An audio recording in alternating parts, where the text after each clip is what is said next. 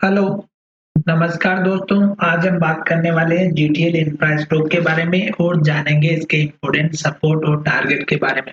साथ ही ये वीडियो आपकी एजुकेशन के लिए है। इस वीडियो में हम आपको किसी भी तरह की बाय सेल की कोई एडवाइस नहीं दे रहे हैं, फिर भी आप ट्रेड करते हैं तो अपने फाइनेंशियल एडवाइजर से जरूर कंसल्ट करिएगा। तो चलिए आज के दिन जो स्टॉक में ट्रेड हुआ है उसके बेसिस पर हमें यहाँ पर क्या एनालिसिस देखने को मिल रहा है। तो यहाँ पर हम सबसे पहले देख लेते हैं कि जो आज के दिन की स्टॉक की जो डिलीवरी आई है वो 36% की, यानी कि स्टॉक में जो डिलीवरी ली गई है वो बहुत ही कम है। 36% लो होती है क्योंकि अगर 50% के ऊपर माना जाए तो बहुत ही अच्छी होती है। तो थोड़ा सा डिलीवरी बेस पे स्टॉक जो है वीक दिखाई दे रहा है। और अब हम चलते हैं हमारे जो है चार्ट की तरफ। और चार्ट में अगर आप देखेंगे तो मैंने यहाँ पर वीकली चार्ट लगा के रखा हुआ है, ठीक है, क्योंकि वीकली चार्ट से हमें ज्यादा क्लियरिटी आती है एज पर डेली चार्ट। तो यहाँ पर देखिएगा जो डेली चार्ट है और वीकली चार्ट है उसमें क्या डिफरेंस है कि स्टॉक में जो हमारा पुराना हाई था वो लगभग बना था 4 रुपए का, ठीक है। उसके बाद स्टॉक ने लो नीचे बनाया जो लगभग था 2.5 रुपए का। उसके बाद स्टॉक ने नीचे लो बनाया जो लगभग था 1 रुपए 80 पैसे का, 2 रुपए भी मान सकते हो एनएससी बीएसए में डिफरेंस का।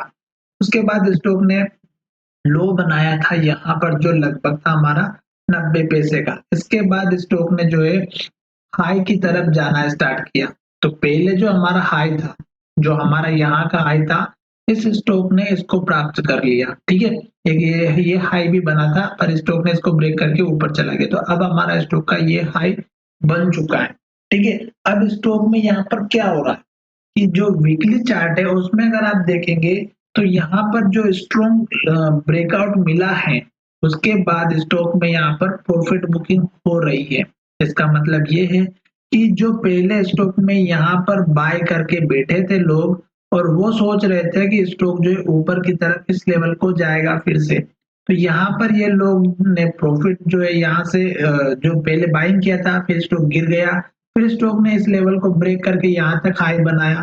फिर स्टॉक में यहाँ पर बाइंग अपॉर्चुनिटी आई थी, लोगों को लगा था कि स्टॉक फिर से ऊपर की तरफ जाएगा और स्टॉक यहाँ से गिरते गिरते नीचे आ गया। फिर स्टॉक में फिर यहाँ पर जो है लोगों ने फिर से इस लेवल के पास में आया और स्टॉक में यहाँ पर जो है एक ही वीक के अंदर जो है यहाँ पर फिर से बाइंग आई और फिर स्टॉक जो है नीचे आ गया, ठीक है।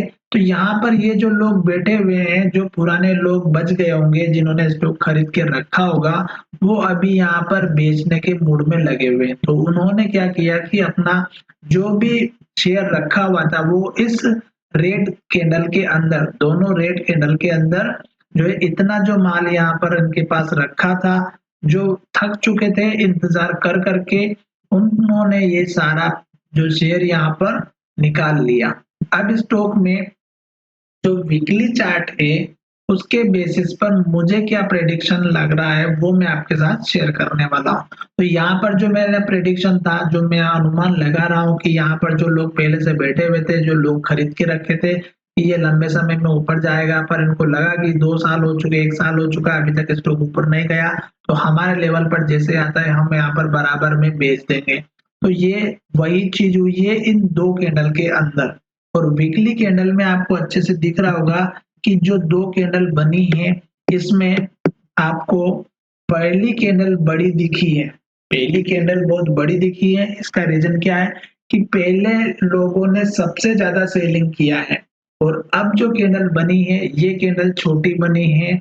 और इसमें अगर आप देखेंगे तो आपको दिखाई दे रहा होगा कि जो पहली कैंडल बनी थी स्टॉक उसके अंदर ही ट्रेड कर रहा है। जब तक ये कैंडल का हाई या लो ब्रेक नहीं होगा तब तक ये कैंडल डिसाइड नहीं, स्टॉक डिसाइड नहीं करेगा कि स्टॉक को ऊपर जाना है या नीचे। अब स्टॉक को ऊपर कैसे जाना है, यहाँ पर देखिएगा जितने भी मूविंग एवरेज है अपने पास, 9 डेज, 9 वीक का या 50 वीक का या 200 वीक का, सभी स्टॉक की जो प्राइस है इन सबके ऊपर जा चुकी है। साथ ही स्टॉक ने जो लो बनाया था वो यहाँ पर बनाया, फिर स्टॉक ने ऊपर लो बनाया, फिर स्टॉक ने यहाँ पर लो बनाया। अब स्टॉक ने यहाँ पर ये लो बना दिया जो लगभग हमारा 1 रुपए 60 पैसे का है। तो ये हमारा इम्पोर्टेंट लेवल भी हो चुका और अभी इस वीक में मुझे लग रहा है कि रिजल्ट भी आने वाला है। शायद हो सकता है कि या तो इस वीक के अंदर जो अनाउंसमेंट कर दिया जाए अपकमिंग में या फिर आने वाले फरवरी के मंथ में जो है इसका रिजल्ट आ जाए। साथ ही इसके बजट का भी अभी अनुमान लगाया जा रहा है कि बजट जो है टेलीकॉम सेक्टर के लिए अच्छा रह सकता है। तो अभी सभी लोग इसका इंतजार कर रहे हैं और अगर आप लॉन्ग टर्म में इन्वेस्ट करना चाहते हैं इस स्टॉक में तो ये स्टॉक रिस्की बहुत है क्योंकि कंपनी का फंडामेंटल बिल्कुल भी अच्छा नहीं है। आप थोड़े से स्टॉक लेकर के लॉन्ग टर्म में रख सकते हैं। क्यों? क्योंकि स्टॉक जब ₹2.5 के लेवल के ऊपर जाएगा तो स्टॉक फिर जो है पुराने लेवल्स की तरफ जाता हुआ नजर आ सकता है।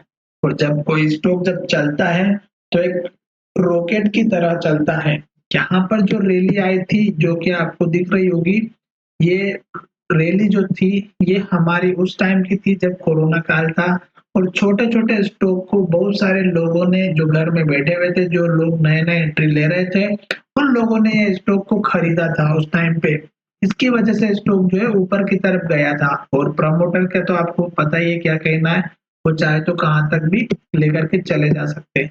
तो यहाँ पर उन लोगों ने खरीद के रखा हुआ है और जैसे ही ये इस लेवल के पास में आएगा, वही पुरानी कहानी आएगी कि भैया हमारा तो 3 साल 4 साल हो चुका है, अब हम हमारा जो स्टॉक में प्रॉफिट तो बना नहीं, पर एटलीस्ट जिस रेट में हमने खरीदा उसी रेट में हम सेल कर दें। तो यहाँ पर फिर से प्रॉफिट का बुकिंग ज़रूर होगा, इस बात का ध्यान रखिएगा। तो चलिए वीडियो को एक विराम करते हैं, धन्यवाद, मिलेंगे नए वीडियो में।